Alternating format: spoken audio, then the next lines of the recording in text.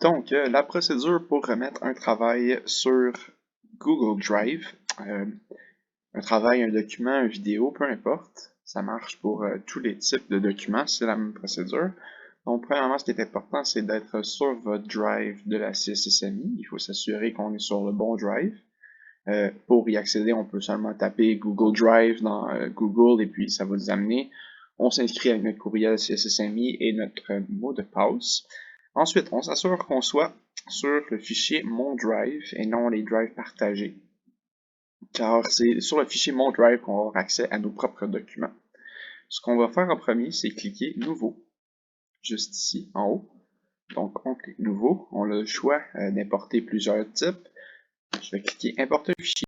Et puis, ça va ouvrir notre explorateur de notre ordinateur. Donc, disons que j'aimerais importer ce fichier Simpson C2, par exemple.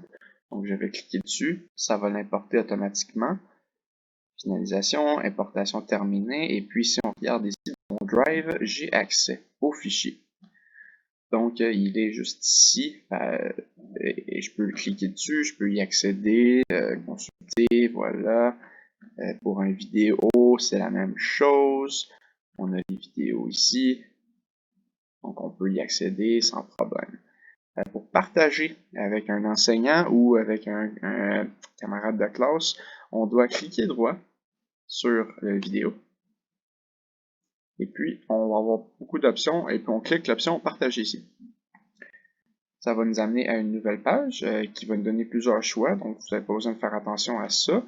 Il y a deux façons de partager. Soit on envoie le lien, donc copier le lien du document, ou bien on peut inviter avec les adresses courriel, ce que je vous recommande de faire. Donc si on veut partager avec Monsieur Larose, on doit écrire l'adresse christian.larose@csmi.qc.ca. Et vous allez savoir que c'est la bonne adresse quand vous allez voir ceci apparaître. On peut cliquer dessus. Donc là, ça va envoyer partager avec Christian Larose. On peut mettre plusieurs adresses si vous voulez. Envoyer une notification pour que la personne reçoive l'avertissement. Ici, on voit le fichier qui est en train d'être partagé. Donc là, je partage une vidéo. Et on peut choisir la personne avec qui on partage. Est-ce qu'on veut qu'il soit capable de faire, d'éditer notre travail, de seulement commenter ou de seulement lire. Je vous recommande de laisser en éditeur pour un enseignant. C'est toujours plus pratique. Vous pouvez écrire un message ici aussi. Donc, par exemple, voici mon travail. Et puis, vous avez seulement à cliquer sur envoyer après. Et puis, ça va partager le travail avec la personne de votre choix. Donc, je ne vais pas le faire ici parce qu'il est déjà partagé, mais vous cliquez sur envoyer une fois que ça a été fait.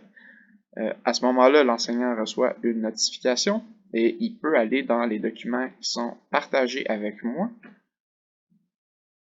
Donc, l'enseignant va avoir accès à tous les documents à partir d'ici. Donc, c'est la procédure pour partager un document à partir de Drive pour le soumettre à Drive, le mettre dans notre Drive et puis le partager après.